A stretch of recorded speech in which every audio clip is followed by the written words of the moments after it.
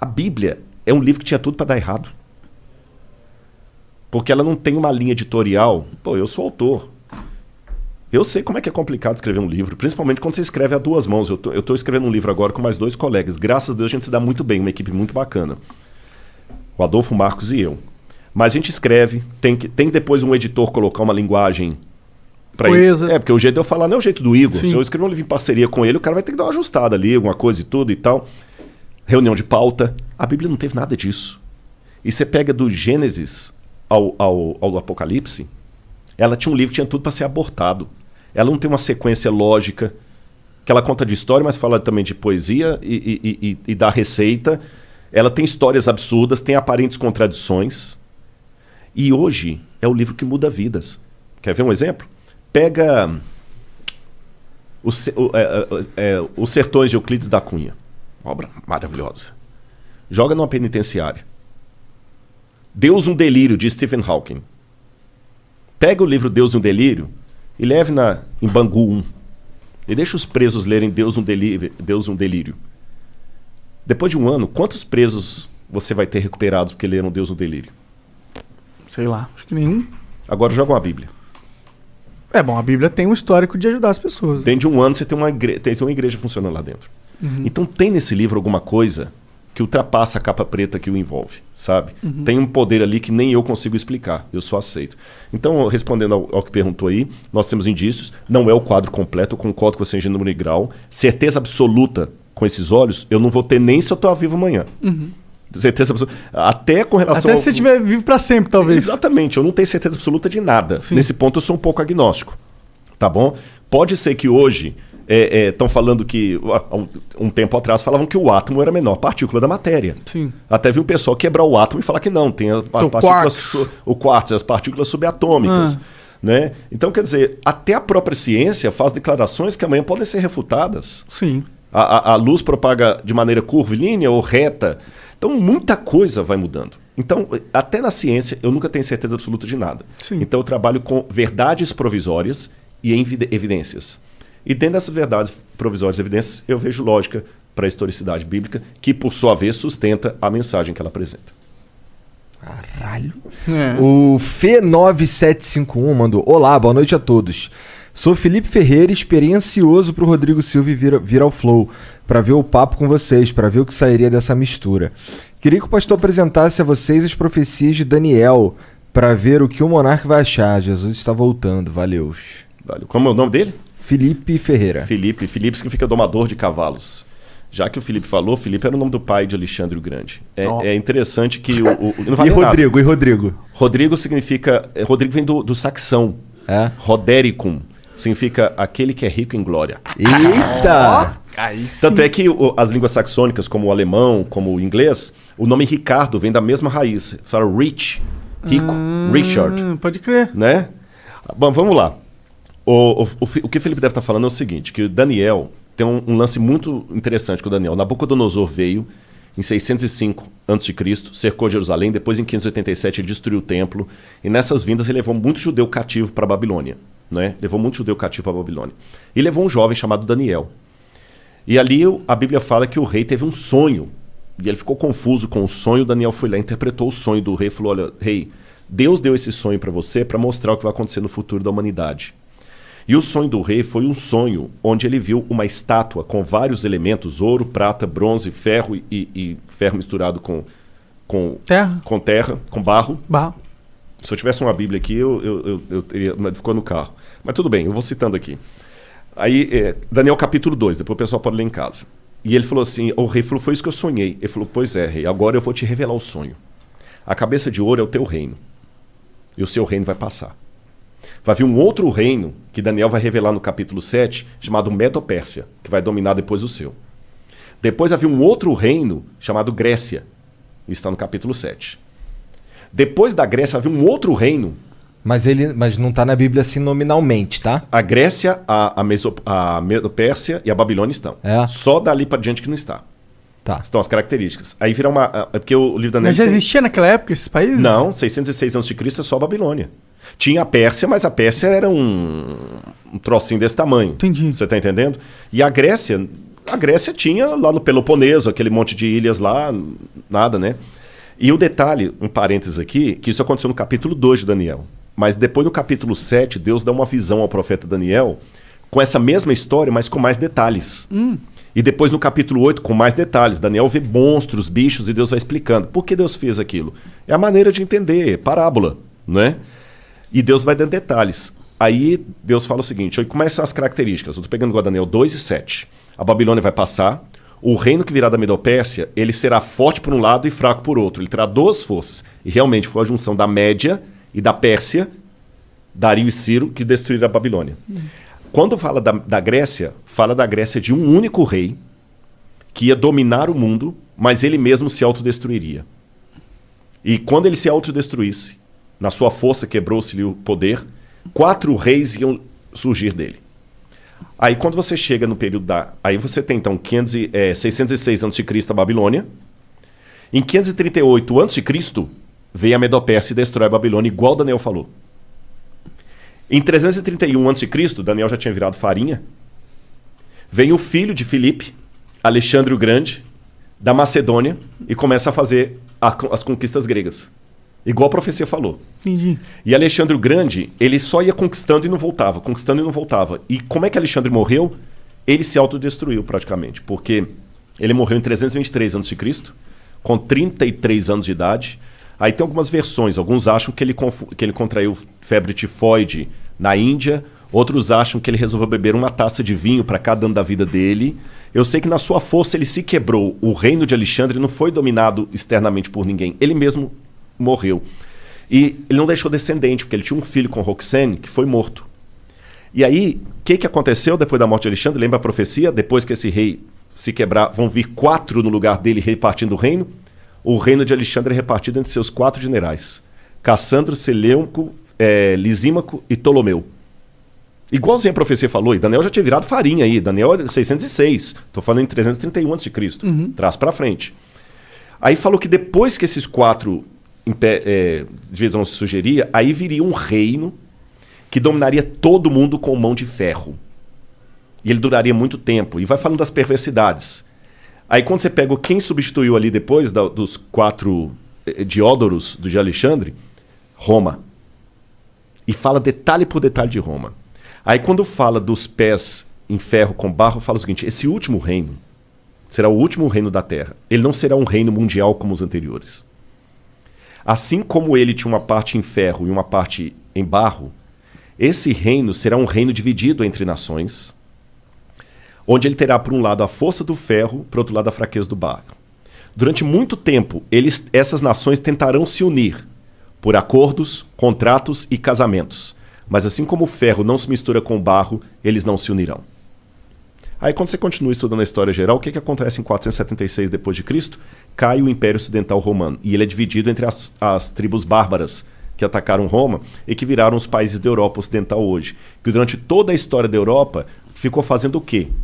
Tentando se unir. Através de casamento, por exemplo. Dom Pedro I era filho de Carlota Joaquina. A esposa dele era princesa da Áustria. Tá certo? A Rainha Vitória chegou a ser chamada de vovó da Europa, porque ela tinha parente em todo lado. Lembra que o que casou com a Elizabeth agora, ele era de sangue alemão e estava na Grécia. A Europa toda tem parentes e eles não conseguiram unir a Europa. O que Napoleão tentou? O que Carlos Magno tentou fazer? Unir a Europa, ele não conseguiu. O que Napoleão tentou fazer? Unir a Europa, não conseguiu. O que Adolf Hitler tentou fazer? Unir a Europa e não conseguiu. Mercado como europeu, unir a Europa e não conseguiu. Agora o Brexit. A Europa pensou rachou que de novo. Rachou de novo. E a profecia falou que esse reino seria um reino dividido até o fim, quando então virá uma pedra do céu que é a volta de Jesus. Eu dei um panorama assim rápido, sabe? Então acaba com o cometa. Não, aí é um símbolo da asteroide. volta. Não é um asteroide. Fala que é uma pedra como se fosse tirada de uma montanha. É um símbolo da intervenção divina na história. Entendi. Nos dias desses reis. Então, cara, é muita coisa coincidindo assim que você vai assim, mas aconteceu ao pé da letra. Isso é só um exemplo. A Bíblia está lotada de profecias. Não são profecias como música de Roberto Carlos quando você está na fossa. Qualquer uma conta a sua história. Você entendeu? Não tem música assim. Qualquer uma conta a sua história. Você tá lá, tomou um pontapé no traseiro da menina, parece que a música foi feita pra você. Sim, histórias que são arquéticas. Não, tipo não a é o história do caso. herói. Isso aqui é... Histórias que se repetem na humanidade. É muito legal. E eu vou fechar essa resposta aqui, que foi só uma pincelada que eu dei, né? Durante muito tempo, muitos pensavam que tudo de Daniel era um mito. Por exemplo, se você conversasse com um cético no século XVII, XVIII, até o início do século XIX, ele dizia assim... Daniel não foi o cara que leu umas paradas que foram escritas na parede com sangue? Foi o Belsazar, que era o rei da Babilônia. Eu vou falar dele na arqueologia. Olha que interessante. Segura que eu vou falar dele. Um cético até por volta de 1820 ia falar com você assim, livro de Daniel é todo mito, bobagem, nada disso aconteceu, porque a arqueologia não existiu Babilônia. Pelo menos o grande império da Babilônia não existiu. Você vai no rio Eufrates de fora a fora e não vê nenhuma Babilônia ali. E a Bíblia e Heródoto falavam que a Babilônia, o rio Eufrates cortava a cidade, igual o Tietê e Pinheiros corta São Paulo. Aí você vai Tietê de fora a fora e não vê rastro de cidade. Até que, em 1899, um pouco antes, a Layard começou a explorar algumas coisas e ele conseguiu encontrar tijolos com escrita estranha, que foram decifradas e descobriram o nome de Nabucodonosor. Eu mesmo tive a oportunidade de traduzir um tijolo com escrita cuneiforme. Tem um artigo publicado disso, pela USP, inclusive. Que foda. Onde eu estudei e achei o nome de Nabucodonosor. Vou contar desse tijolo para vocês daqui a pouquinho. Provou, então, que, o Nabucodonosor existiu. Mas até esse achado de Layard, falar de Nabucodonosor era algo tão ridículo na academia como falar do rei Arthur. Provou que Nabucodonosor existiu. Em 1898, 14 anos depois disso, Robert Coldray, um arqueólogo alemão, descobriu na colina de Hilá a Babilônia. E o rio Eufrates estava desviado, por isso que ele não passava dentro da cidade. Entendi. Então já provou, Nabucodonosor existiu, a Bíblia estava certa, a Babilônia também existiu. Aí, depois descobriram, quando decifraram a escrita cuneiforme, o neo-acadiano, a lista dos reis da Babilônia. Aí veio o Belsazar. Porque, segundo a Bíblia, o rei que estava no poder quando os medo-persas atacaram a cidade, o rei da escrita na parede lá que você falou, chamava-se Belsazar. Só que quando você pegava a lista dos reis da Babilônia, o último rei era Nabonido. Então, peraí. Agora nós temos um problema arqueológico. A lista oficial da Babilônia, quando colocava os reis inteiros, o último foi Nabonido, não teve nenhum depois dele. E a Bíblia fala que o último rei era Belsazar. Aí muitos críticos falaram, tá vendo? A arqueologia desmente a Bíblia. Até que William Talbot estava trabalhando nos porões do Museu Britânico e ele descobriu um tablete que foi traduzindo as orações de Nabonido, as crônicas de Nabonido. E lá nas orações de Nabonido, ele pedia aos deuses, ao deus Marduk, que protegesse o seu filho primogênito Bel-Uru-Achar, que é Belsazar. Aí o Talbot, caraca, bicho, o Belsazar da Bíblia existiu. Mas mesmo assim os críticos falaram, calma, isso não prova que a Bíblia está correta, porque a Bíblia coloca Belsazar como o rei da Babilônia. A única coisa que a arqueologia provou é que existiu um filho do rei chamado Belsazar. Só que mais tarde descobriram outro pedaço de tablete. Quando eu falo tablete cuneiforme, é aquelas pedacinhos de argila com escrita. Sim. Aí trazia o que aconteceu. O Nabonido não ficava em Babilônia a maior parte do tempo, ele ficava no oásis de Teimá. E quando os medo-persas atacaram a cidade, ele estava em Teimá, ele voltou desesperado com o exército dele, mas foi interceptado. E quem estava na cidade? Ali diz que estava o filho dele, Bel-Uru-Achar, que assumia o trono na ausência do pai. Entendi. E que naquela noite o filho foi morto, como a Bíblia fala. Agora olha que detalhe. Quando você vai no livro de Daniel, no capítulo 5, que conta essa história, o rei no desespero, quando ele vê a escrita na parede lá, que é a sentença de morte dele, ele chama os sábios da Babilônia para decifrarem, inclusive o Daniel, o profeta. E ele fala com Daniel assim, Daniel, se você decifrar a parede, eu farei de você o terceiro no meu reino. Está assim na Bíblia, farei de você o terceiro no meu reino. Agora faz sentido por que a Bíblia diz que ele prometeu o terceiro lugar. É porque ele mesmo... É o segundo. É o segundo. Cara, então você vai pegando esses detalhes... É incrível, incrível. E quando eu traduzi, por exemplo, esse tijolo, que hoje está no Museu do NASP, eu sou o curador de um museu de arqueologia lá. Da hora. E eu fiz a datação com a USP, a gente datou o tijolo por termoluminescência. Porque eu fiz primeiro a tradução do acadiano, e eu achei o nome de Nabucodonosor e do pai dele, Nabopolassar. Eu traduzi a publicação, publiquei a tradução, e depois no IPEM, a gente foi fazer a datação ali com o Casimiro Munita. É aquele negócio, a gente cruza dados, contas. Eu não sou da área da química, mas aí a gente faz pares e publica artigo científico junto. Aí, quando fizemos a datação, a data da USP de termoluminescência deu 300 anos antes de Cristo para o tijolo, que eu traduzi. Da hora. Mas não foi da hora, sabe por quê? Não, porque Daniel era de 600 e pouco. 600.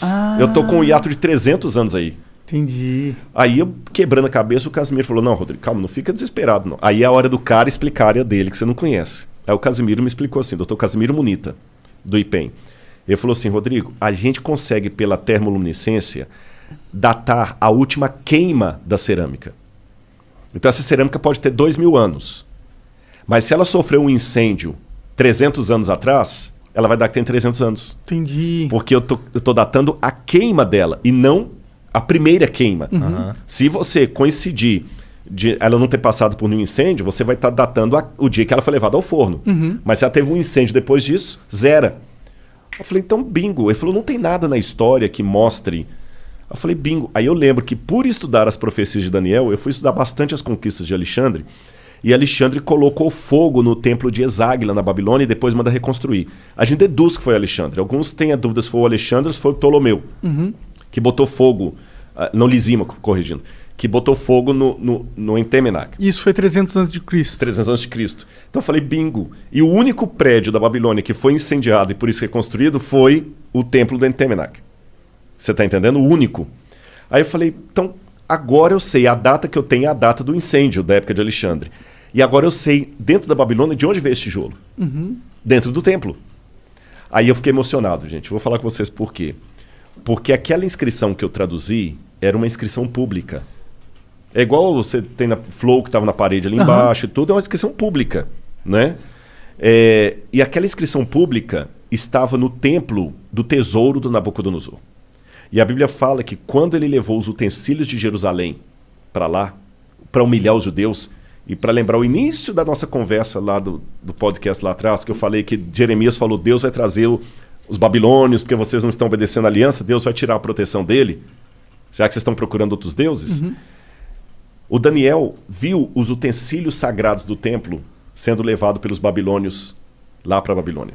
E segundo a Bíblia, guardados na casa do tesouro do Deus. É provável que esses tesouros ficassem dentro do templo do Entemenac.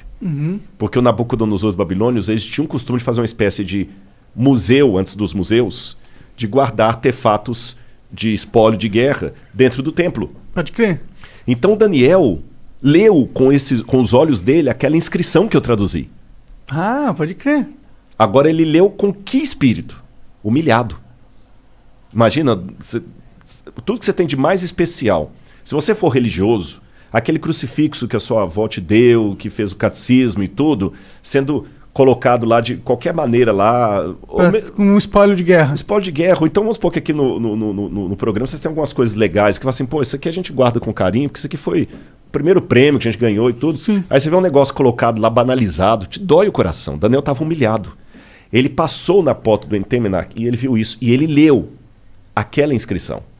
Eu sou Nabucodonosor, que foi o que eu traduzi. Rei da Babilônia, provedor dos templos de Eságuila e Êxida. Daniel deve ter feito perguntas similares às que eu fiz quando eu estava com a depressão. Onde está Deus? Tem o Salmo 139 que diz, às margens do rio da Babilônia, nós nos assentávamos e chorávamos lembrando de Sião. Aqueles que são mais antigos que eu devem lembrar de uma música antiga, né? On the rivers of Babylon... É uma música dos anos 70, 80, The Rivers of Babylon. Eu não manjo. Mas é uma música legal. Depois o pessoal dá uma gulgada, eles vão achar. E essa música fala desse salmo que os judeus compuseram. Mas foi uma música pop, foi uma música de rock. A dor deles por estarem na Babilônia. No salmo fala assim, os que nos levaram presos pediram que nós cantássemos alguma música da nossa cidade, da nossa pátria. Mas como nós podemos cantar a música da terra com o nosso templo destruído? Então Daniel estava arrasado, igual eu estava lá no Cevisa. Daniel leu aquela inscrição como um símbolo de humilhação. 2.600 anos se passaram. Aquela inscrição, por um golpe de sorte, não sei, entre aspas, foi encontrada por um brasileiro lá no Iraque, quando trabalhava na Mendes Júnior em construção civil. Olha lá. Esse brasileiro ia passear nas ruínas lá e via aquele monte de pedra, fez amizade com um soldado lá, futebol, Pelé. Cara, deixa eu levar um souvenir pro Brasil. Pega o que você quiser. E ele escolheu, no meio do monte de monturo lá, esse tijolo, porque tinha uns desenhos legais. Chegou no Brasil e falou, o que eu vou fazer com isso? Vou jogar isso fora. Aí a mulher dele falou o seguinte, não joga fora não. Doa isso pro professor Paulo Barbosa, ele é professor da escola adventista lá, de história, ele pode usar, que doou. Esse professor Paulo ficou com essa pedra uns 30 e tantos anos. Ele até morreu, esse professor. Quando foi um dia, ele foi visitar o museu do NASP e ele viu alguns tabletes com inscrição cuneiforme. E eu estava no museu nesse dia. E eu falei, eu tenho lá em casa um tijolo com esses desenhos. Eu vou doar para vocês. Que legal. Cara, eu fiquei, sabe? Como é que é? Quando eu fui à casa dele, eu peguei o tijolo na mão, assim, com os desenhos. Se você colocar aí, se não for abusado sobre vontade, se você colocar assim, tijolo babilônico Rodrigo Silva. Vai aparecer uma foto do tijolo aí na internet, tem tudo, né, cara? Hoje em dia é só clicar.